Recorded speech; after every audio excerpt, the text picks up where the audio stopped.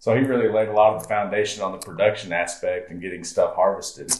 And then certainly came back in 1981. Can you talk about that transition a little bit and where you really saw the market going and how we made that change to be where we are today? Absolutely. Yeah. There again, I think we all stand on each other's shoulders, but he had a great foundation there, and he kind of had the production. We had the farm production going pretty good, working, understanding how to bring new seed to production.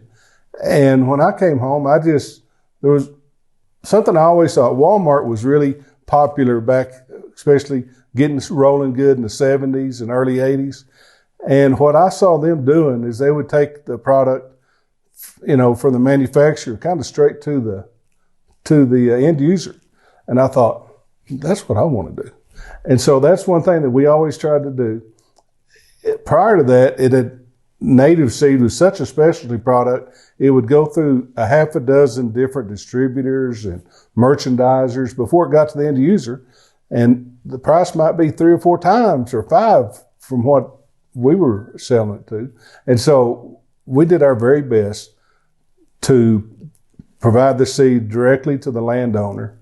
And it also helped the landowner a lot in the sense that not only made it more economical where he could afford to do that, it also, he had questions.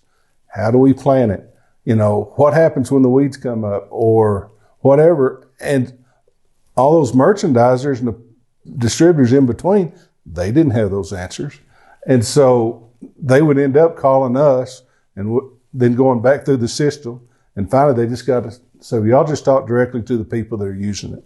And so it just made a lot of sense to us. We just need to be selling it to the people to solve their problems, and to help them be more successful. And when we started doing that, it started to really make a difference.